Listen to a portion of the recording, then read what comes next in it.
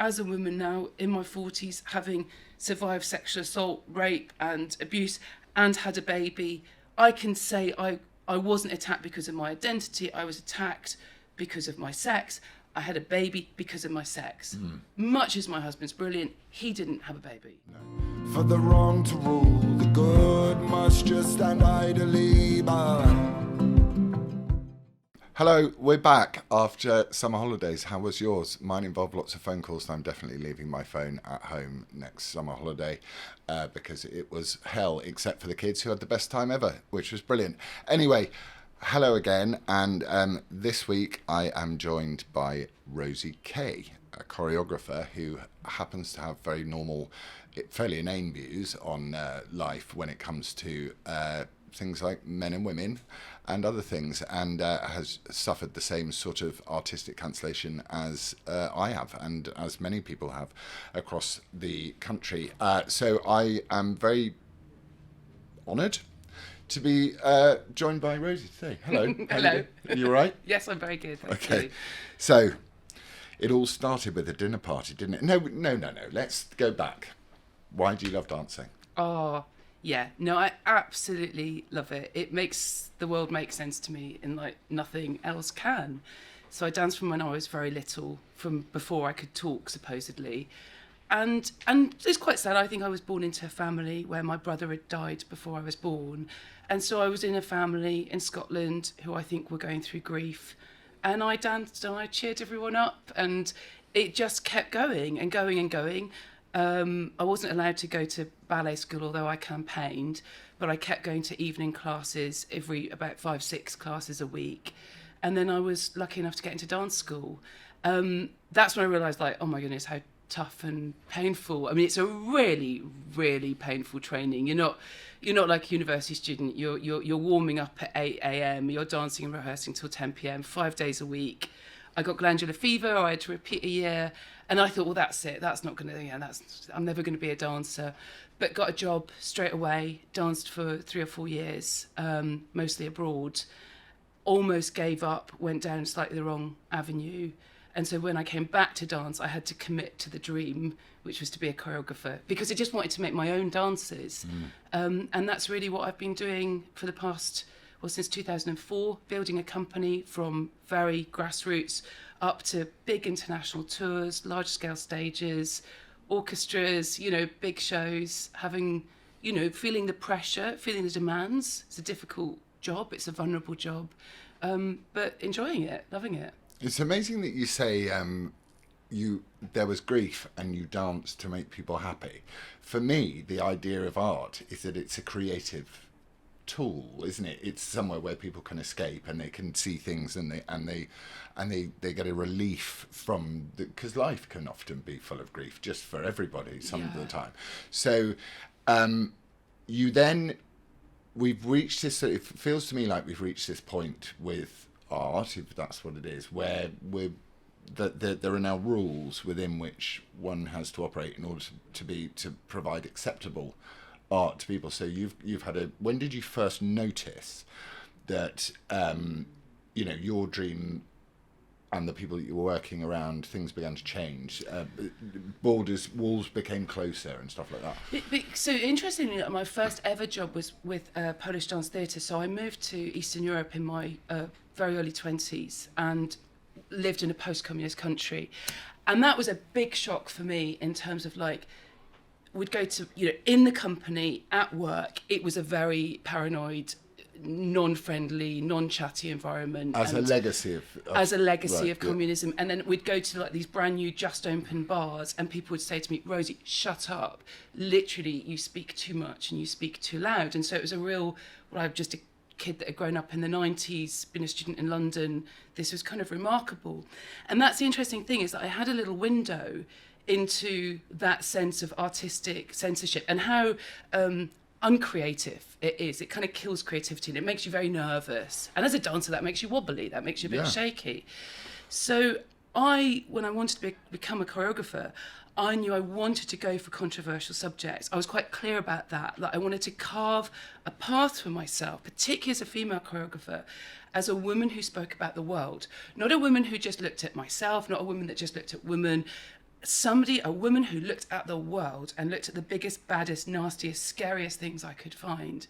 And so I kind of, in a way, felt that I was protecting myself by doing that. That was What do you mean? Hang on.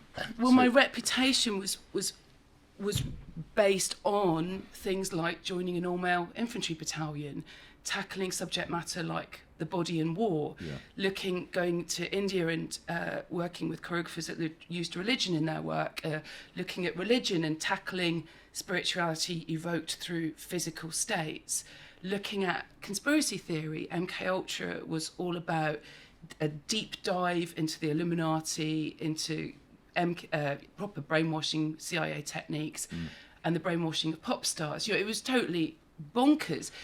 But so much of it kind of ended up being true. So in a way, I'd built that into my reputation, I'd built that into my public persona, and I'd even built it into when the company changed from a private company, I changed it into a charity. I wrote it into the charitable objects. Rosie Kay were known for making controversial subjects on taboo matters. I kind of thought, that's pretty good. That kind of covers me. So I'm always like smelling and sniffing and looking at and really deeply watching society to see where the next big thing is that you're not allowed to talk about. I find that fascinating. I spent a year at the School of Anthropology in Oxford as the artist in residence. So I got trained, in proper sort of field research What's methods. anthropology? It's the study of humans as tribes. Now, in the old days, that was literally tribes in Papua New Guinea. Nowadays, it's like social tribes. So I was looking at how food relates to tribal cultures on online groups, or, for example, eating disorders or obesity, things like that. I was looking particularly at the body and how modern communications, social media, are changing the way that we think about our bodies, and that kind of fascinates me quite a lot. So there was a through line there between conspiracy theory and studying quite seriously, anthropological methodology on the body, that when this kind of trans, and for me it came through the transhumanism came, I was completely on it, just saw it straight away. So then you end up, you've laid out your cards on the table to say what you're going to do, what your aims are and what your goals are and what you're interested in. You're very successful. There's a dinner party. Yeah. What happened? So I'd auditioned the dancers probably like about 8-9 months previously, or even a year previously, and we'd worked on and off right through COVID, really difficult conditions. You got a dance company, it's Romeo and Juliet. We can't touch for more than 10 minutes per hour in only 3 hours a day. So I've got 30 minutes of partner work a day to make a Romeo and Juliet. What an arbitrary waste of time that stupid idea is. Well, looking back, lots of arts companies didn't do anything right through COVID. They just shut the doors, went on furlough and said, we'll see you in a few years. I felt quite strongly that the freelance community in the arts world was suffering massively, and I wanted to try and do my best to keep paying people and offering work. And if that meant we were going to have to obey by all these kind of quite strange rules, have cameras in the studio, all this kind of stuff. Who was monitoring the cameras? The company manager. Yeah. I think there was a commissar. The weird vibe going around. It was like COVID gave the excuse for everybody to spy on everything and everybody. And actually that was a little bit the vibe in the studio, going back to Poland. Yeah. I was explaining it to my mum and she said, gosh, it sounds like Polish dance theatre. You better get your eyebrows on, Rosie. And I was like, oh yeah, I used to put on a lot of makeup because it helps, to put a mask on. And I hadn't been working like that for years. I was just used to being, I love being in the studio. It's relaxed, it's funny.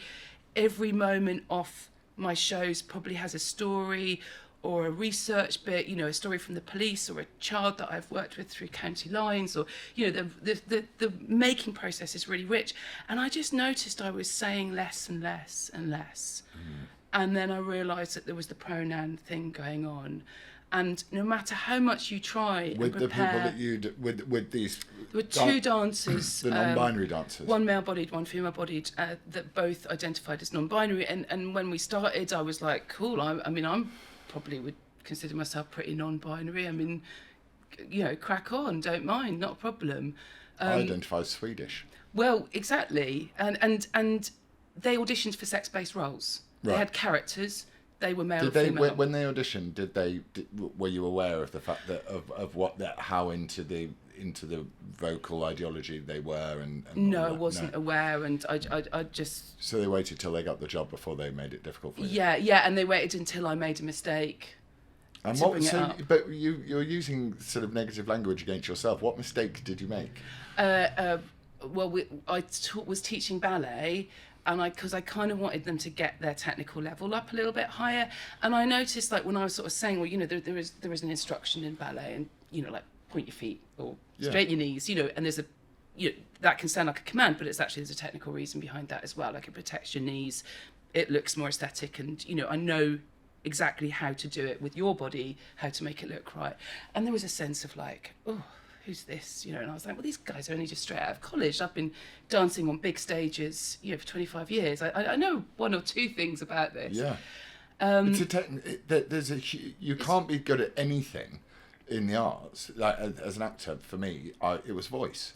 I turned up and they were like, you're never going to be able to get through a run of a play if you use your voice in the way that you're using it for 12 weeks. You'll lose your voice after. So there are technical aspects to what we do that are crucial. And I love that about it, because that's the hard work. That's the discipline. It's the craftsmanship that makes you not just like, oh, I can do anything. It's that day in, day out, daily rigour, battle with yourself, battle with your mind, to hone and hone and hone and hone and hone your technique. There's never one plie I do or one tendu without thinking, come on, can you improve that? Or I never feel like I've got it. Your body changes all the time. It holds you, so you're then free to express, doesn't exactly. it? So you rest on your technique, and then you're free to, then you become an individual. That's right. Which is part of what I think maybe the problem is. Well, that's a really good point, because I still perform. I was performing right up till July last year, doing a big solo show all on my own. And, the daily rigours and pain. You sometimes feel so imprisoned by your just material reality. But you know that you almost have to go through this absolute pain barrier, like getting through the eye of a needle, so that when you're on stage, either you can have that amazing moment where you just like fly and you're in the zone, or really weird, bizarre things happen and you've got to cope and you've got to rely on your body to kind of keep articulating. Like what one time what happened with the lights were way, way hotter than I was expecting, and I could start to feel myself overheat. And so you've got to try and cool yourself down while still performing. These are simple things that audience members don't get. So take back to the non-binary people. So I made the mistake. So we were doing ballet, and I actually, don't think it's a mistake. Stop calling it a mistake. It hurts when you call it a mistake. Yeah, because it wasn't. It was actually a bit of a sarcasm on my part, in that. We need more sarcasm in this world. Oh, a bit of humour would be, yes. We really do. Oh, by the by, I saw Terry Gilliam's Into the Woods this week. That's very good. Yes, that's it's so nice good. that that's come back and has not been. It's a triumph. Yes, it's a triumph. I think it's beginning to happen as well. Yeah, I think so. So in the ballet world, often you're separated between male and female. In my world, of the contemporary world, it's always been really democratic and egalitarian. I love doing big jumps, which are sort of seen as boys' jumps. I hate doing the little petit allegro, which is seen as girls' jumps. Like it is a little bit sort of stereotyped, what boys and girls do in ballet. And I was just saying, okay, big jumps from the corner, turn around, and it was all the male cast members. And so I said, like, because I thought it was being a bit rude, I just went, all right, boys' jumps then. And it was just a moment of sarcasm as to why they hadn't just mixed it up a bit. I thought it was a bit... So in terms of, you're turning around, you're going, right, but you want a big jump. Big jumps, sort yourself out, four at a time. And they're all the men stand there, and I was just like, oh, okay, all right, then boys first or something. And that was when I got sort of pulled up. Who pulled you up? A non-binary dancer. What is? Can we just get to the bottom of what non-binary is? Well, that's a bit that I still... I mean, this is the thing. It's Aren't we all we've said already that we're all non-binary. So the problem is, if you deny biological reality, then I guess all bets are off. So for me, there is the biological reality. Our sex is immutable. It's unchangeable. You can't change sex. Yeah. There are people with body dysmorphia who feel that the only way to alleviate their pain, mental pain, physical pain, is to undergo different hormones or surgeries or behaviours. Then I'd say there's gender stereotypes, which are perceived ways in which men and women behave because of their sex, which I guess is the thing that feminists have been fighting back for millennium. Yeah. And for me, I've constantly thought, you know, if I were a man, what would I do? Well, I can do what the hell I like. I'm not going to behave by certain stereotypes. So I'm all for breaking the gender norm. Which she wrote in your essentially in your charity pitch. All for that. But also, as a woman now in my 40s, having survived sexual assault, rape, and abuse, and had a baby, I can say I wasn't attacked because of my identity. I was attacked because of my sex. I had a baby because of my sex. Much as my husband's brilliant, he didn't have a baby. No. He did something, but not have a baby. Well, if he's anything like me, he probably just had a major meltdown once he saw the baby come out and go, what do I do with this? Yeah, we were both having meltdowns. So you then, and so these so it started, was it a passive start or was it overt? I think then There's an entitlement to this behaviour. And what happened was your sort of brain goes a bit mad because you're in the studio, you're trying to make this great big full-length show, and no matter how much you think in your head, they, them, as soon as you start, you know, it's a spontaneous situation. You're in the studio, it's pressurized. I like to work like, wait, right, it's now it's really happening, and quick, and then you do this and you do that, and you've got to be straightforward, direct, and then allow space. You're the choreographer. I'm a choreographer. It's like I've been choreographed. It's quick. It's also you do what you're told. It's there is a very much a relationship there, which is it also has a hierarchical nature to it, which you can't avoid. You can't avoid because nothing would end up on stage otherwise. Everyone would just be rolling around on the floor, you know. And so there's lots of space where people are creative, lots of task space. But when it comes to putting it together, it's got to happen quite quick. And we've got to stay in the world of that show. I can't be coming out and in and out and in. It's like, we are these people. You are, I am with you. I can be your role. I can be Juliet. I can be someone watching. This is what I've got to be, 9 people's brains and bodies, and help communicate to them really fast, really quickly. And then, okay, sit back, let them explore, see if it works or not. And then see if it's going to work on a big stage. This isn't just for small audiences. So the more that would, you know, anything that trips you up, starts to just like eat away at you. And so that I think there was a sense of like, well, what is this all about? What is it all about? What is this all about? But what is it all about? Why is it hyper individualism? So obviously, you know, you've gone through all of the logical stages of it, which are only women can have babies. There's distinctly 2 sexes and all of that. All of the logical, reasonable, rational. Is that a word? Rational. God. Stuff. But there's an element where it becomes commanding. Yes. Which I find, that's the bit that always bothered me the most, was where I'm because I'm with pretty easygoing when it comes to stuff like be trans, live your best life ever, and if you feeling complete involves you changing your physical appearance, go for it. And you know what? I think in my work, maybe not Romeo and Juliet because it was about kids in Birmingham, but pieces like MK Ultra, it's male and female, they're all in skin tight Illuminati cat suits. Everybody dances everything.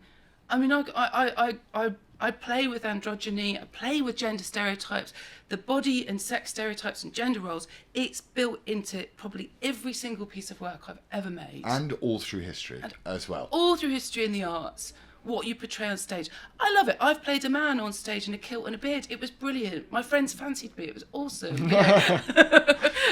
But so what was the moment that... But I guess what's really difficult and people don't quite get their heads around is that in order to play with fantasy... You have to have structured reality. What truth is. Yeah, exactly. You need to know what truth is. Yeah. And people think, oh, you're so airy-fairy and you're lovies. And yes, I do live a lot in a kind of made-up world. But I need to know what the basis of that world is. And if you whip that away, I'm really scared. I'm really scared because what you're saying is everything is a performance, and I don't like that. No. I like knowing what's real, when I'm on, when I'm off. You know, I'm kind of quite a moody off stage, you know, but on stage I know exactly my power, exactly how to command 1,000, 10,000 people. But you don't get up in the morning and perform. No. And I find that really disturbing. It's narcissistic though. It's hyper narcissistic, which is strange that you would. Kids, for example, you've got a kid. How old's your kid? 8. So I've got a 10 and a 13, and my kids like to know things that are true. They really like knowledge, it, but they're very understanding of things that are confusing. You know, so there's a few kids in one of my son's schools who are identifying as girls who are boys, and the other way around, and they're very understanding of it, but they like to understand that also that there is an actual reality and a framework from which you can jump out of and be yourself. Do you know what I mean? Yeah. But this expression, the 24-hour day expression of your own, you're almost projecting your own, insisting on the acceptance of your own projection of yourself. Yeah, and this whole conflation that it's like gay rights. That's just a Trojan horse. They use minority. They tried it with Me Too, so they ruined the fact that female sexual assault, which is a massive problem, massive epidemic problem. You know, you're huge not funny, problem. And they've ruined that with the Me Too thing by going, we'll turn this into a place of inserting our ideology, and then they've ruined race relations with BLM and all of this sort of stuff by telling all white people that they're racist and things like that. And now they're ruining gay and lesbian people and it's every time it's a little minority group that's used as the vector to transport this very, very self-centered narcissistic ideology. And we get killed for pointing it out. Yes. And so the thing that I really want to talk to you about, because I did a film this week, so I want to talk about me for a minute. And I didn't do it this week. I did it at the beginning of the year, and I dealt with the fact that I'd been cancelled. I dealt with it, and then this film comes out this week, and I felt so hurt and upset all week. So how did it feel to you once you had been expunged from your own dance company? I mean, you want to tell us the story of how that came to be? Yeah, because I think on the one hand, going back to what we were saying is that I think the young people have been hijacked, and I feel really protective actually, and quite sort of I think I did want to raise the alarm to say this is a really dangerous ideology, and it has really dangerous implications, as exactly you say, for women, for children, for gay rights. I wanted to raise that alarm. However, the second part to that is the fear and weakness around charities and governance and institutions, that there's a capitulation and a cowardice there of like, well, we've been on a training course, Rosie, and you're out of date. And it's like, well, hang on, don't you want to listen to what I have to say first? So, you know, you have these kind of people that sit on boards who are all very well when they're drinking the free white wine and the red carpets, but they're not okay when there's actually a really serious situation going on. And, you know, I'm all up for, like, I've never had a complaint against me. I'm all up for proper procedures, of course, absolutely. But when this goes on for month after month after month after month, and they're no longer following any kind of grievance complaints procedures whatsoever, they're spending, I mean, tens of thousands of pounds of Arts Council money on hiring their own lawyers against me, and the company's called Rosie Kay Dance Company, and I'm called Rosie Kay. There just came a point where I had to leave because it was would no longer trust them or work with any of these people again. What did it do to you emotionally? It's really sad because my dad died last year. I'm sorry. And it was sort of worse than that. Really? Because I kind of had to kill my baby, myself, my company, my 25 years of work. I sort of had to kill that and face the consequences of that, and know it was not going to be easy coming out of this. And a lot of soul searching. I mean, I was ill by the end. I couldn't eat, couldn't sleep, throwing up all the time. Actually, after I resigned, at least I could start eating and sleeping again, because there was something inside of me, like this kind of piece of steel of going, I need to fight, not just for me, but for other people that need to stand against this ideology. I will not be bullied into complete silence because it was existential. If you're going to make me, I mean, they were like, I've seen since subject access data requests, they were like talking about how to re-educate me and getting me training and very worried about Rosie's extreme views about women's rights. It's like, they're not extreme views. This is what's so bonkers. It is. They're not extreme They're not views. extreme views. They're mainstream views. And so, but the ability to, the thing that concerns me, and I'm sure it does you as a parent, is the fact that this stuff doesn't come from nowhere. No. It's put into kids' heads. And I suppose my most cynical side of me says that this was thought through and it was planned. It was like, here's the problem with the modern world. The way to solve it is to turn all children into the same thing and to believe the same thing and to take away the groundings of truth where you can be free from and instill in them an ideology which they could never veer away from, which I find terrifying for my own kids, and I'm so blessed that I get to unindoctrinate them every time they come out of school. So do you think there's something deliberate about the way that this stuff is being forced on kids, and you know, in regards to your non-binary dancers, do you feel like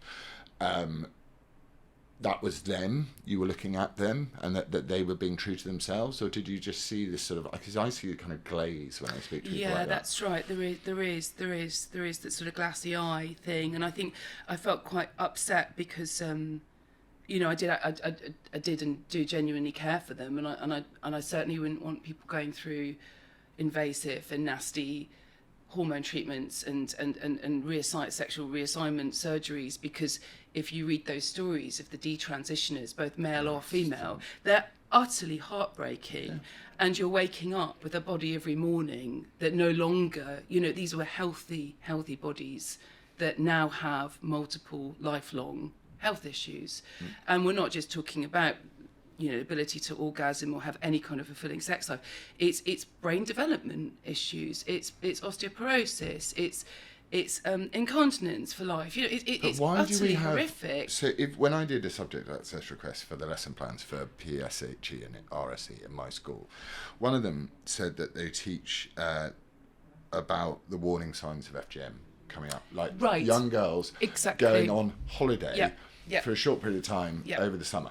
And it was like, we teach that we've got to really be aware of all of that. Why does that not apply to young kids when it comes to gender reassignment? But this is, I mean, I guess... Or empowerment, as they like to call it. You'll have read some critical race theory and some queer theory. And, Just a bit. I think the kind of, the whole double think, sometimes it's not even one contradiction, sometimes there's several contradictions. You know, that whole thing like gender affirming care. Which means something completely different entirely. You know, that whole way of taking language, and I think Andrew Doyle's really good at explaining, you know, because he did a PhD in literature, so he explains how the way that words have been, they sound like good words, inclusivity and equity and diversity, but they've all been turned to mean something the entire opposite, and it's really hard to read it. I've tried to read Judith Butler. It's really difficult. Whereas really good feminism, Germaine Greer, it's very straightforward. You really get it really quickly. Good ideas should and could be communicated very clearly. The oh God! Don't get me. I tried to say summarily. Oh, I got it. Summarily. The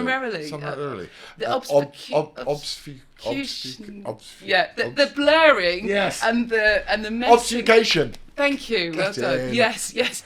Of meaning, of language, in order to disrupt and dismantle one's physical material reality, which is my expertise, like having a body, we all have bodies, but then what that does to the mind and to decision making and thus to society and politics, it's unbelievable. I mean, it's amazing. It's a coup. Yes. It's a coup. It's an ideological coup. It's an ideological coup. That's exactly what it is. It's a war with one of the side effects of the war, the casualty, is the death of language, actually, rather than the machine gun that you're used to kill people with. The casualty is we no longer know how to talk to each other in certain circumstances. It's language, it's friendships, it's humour. Oh, That's God. really Don't you gone. miss it? It's I like do. jeepers creepers. Yeah, yeah, and you know when you're in like a space of people that you can talk freely with, because you suddenly will start making terrible jokes. Yeah. 'Cause you're spending the rest of your time just being quiet. It's that idea also that institutions that we trust, we no longer trust, whether it be the police, We're taking those back. or the NHS, yeah. or like you say, schools. Schools just got to be the main one. Because I was watching all of this coming through and coming up through the conspiracy theories, kind of going, oh, no one's going to buy the whole transhumanism stuff, seeing it in the fashion magazines, going, oh yeah, well, they're kind of doing the whole trans chic thing, you know, okay, interesting. And I think then through COVID, coming back after COVID, suddenly it's gone huge. It's really, it's out in the open now. And I really hate this distrust of reality. I hate it. It's horrible, isn't it? Because it's very destabilising and it makes you want to be quiet. And I think that's probably the way that the agenda is. So so you started up a new dance company now. I have. What's it called? It's called K2 Co. K2Co? K2 Co. And I've got a lovely advisory board filled with interesting... Lots of girls, I hear. Female lads, lots of feminists, people from the military, people from Good. business. I miss people feminists. from law. Yeah, all very bright, very articulate.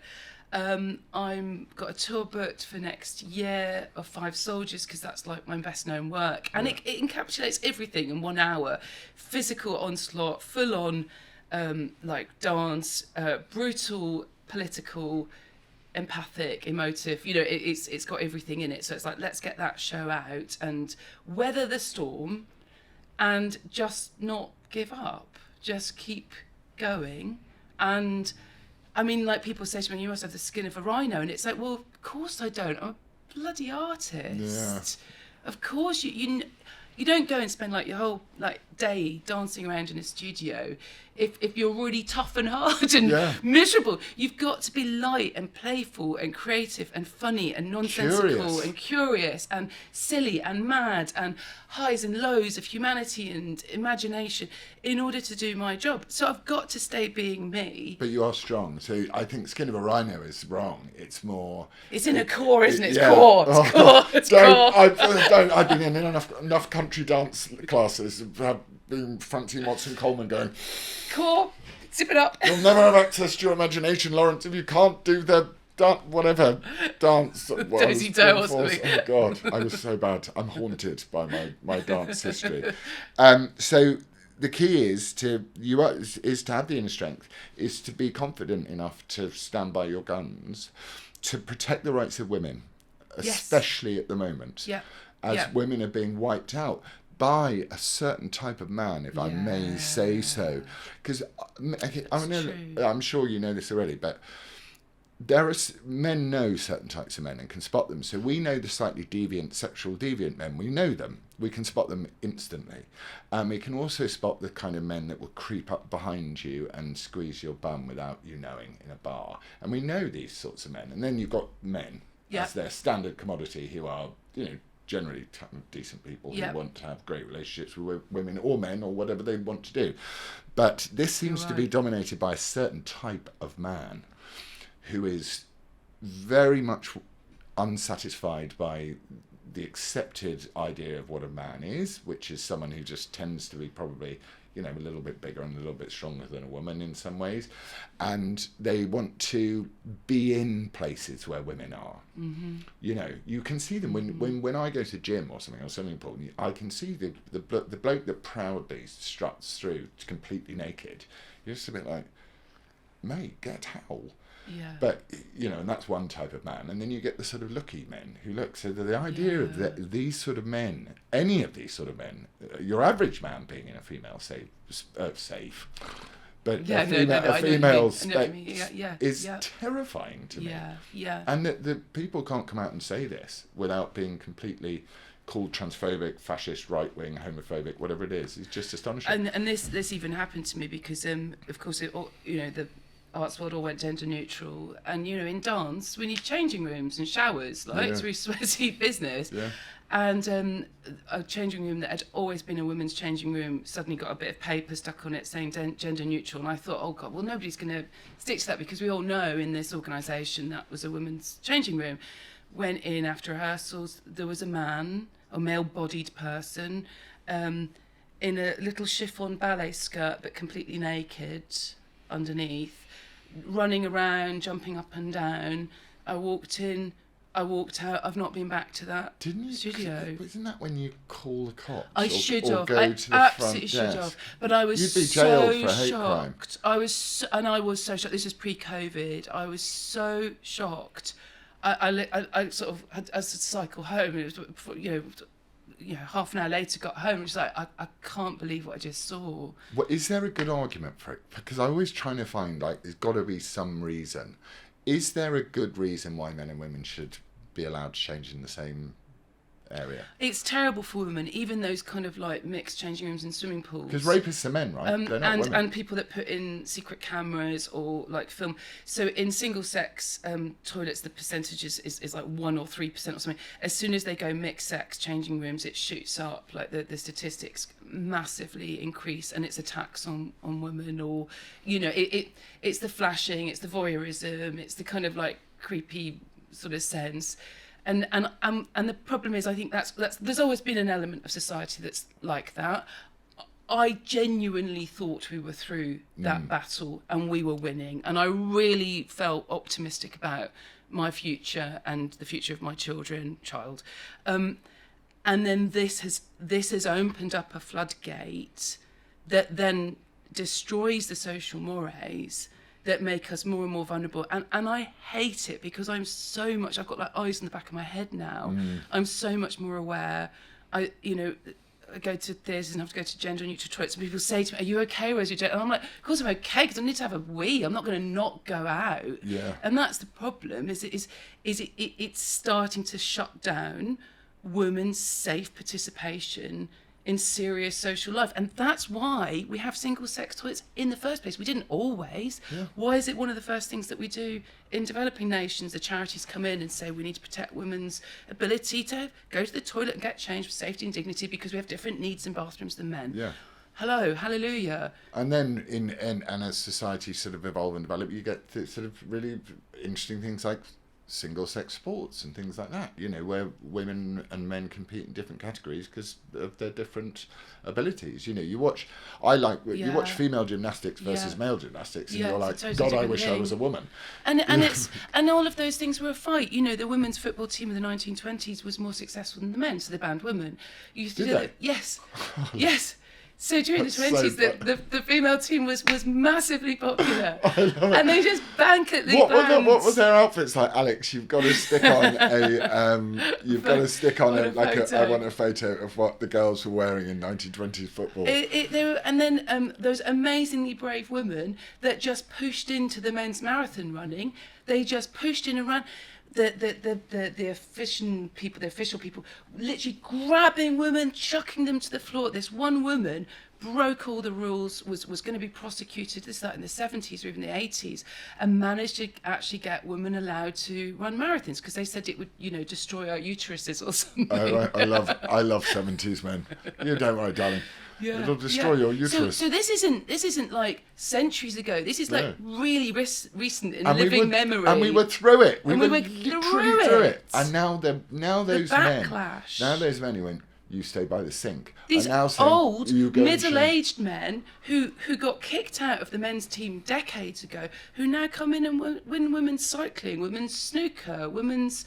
You name it. How do we treat that? How do we? Because I do not want to be I don't want to be the version of like Q to them. But I do feel that what do we say to these guys? What's the message to people that want to compete? But this is a problem. I don't think these are.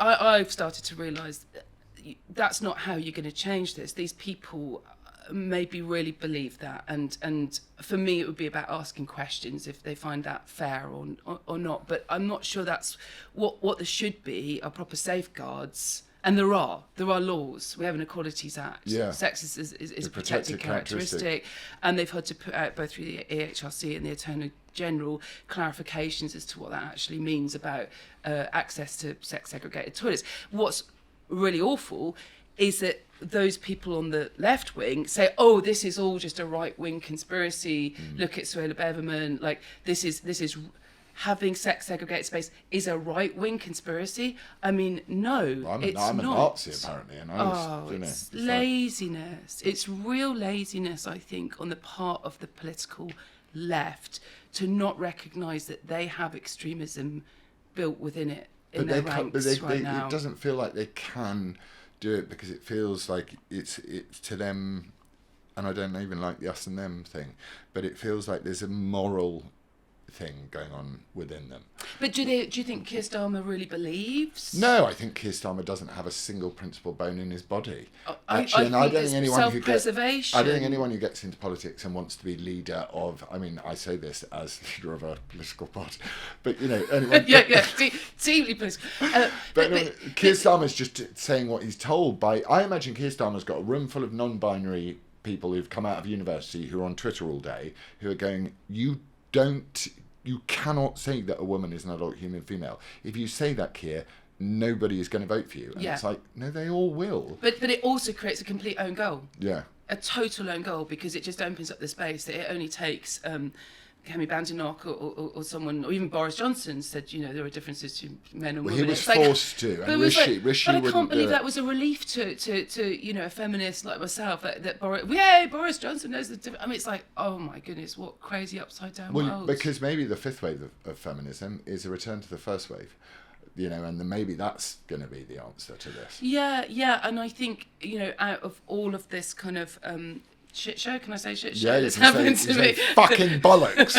That's happened to me is I didn't realise I would, in my own lifetime, have to stand up for principles that my mother fought for and my grandmother fought for, and I will have to fight for too. That's fine, got it.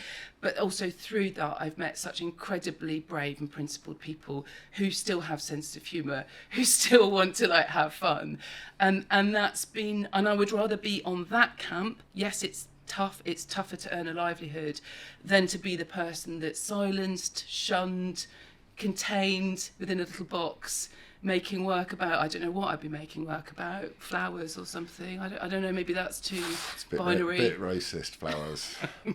But I mean, that is it. That's it in a nutshell. You get to choose. Ultimately, that's the thing. You get to choose. You either be the person who wants to have fun and get out there and enjoy yourself and be yourself and defend your right to be yourself, as long as you don't hurt other people, or you're quiet and you live the life of a slave. Rosie, you're a legend. Lovely to meet you. Thank you.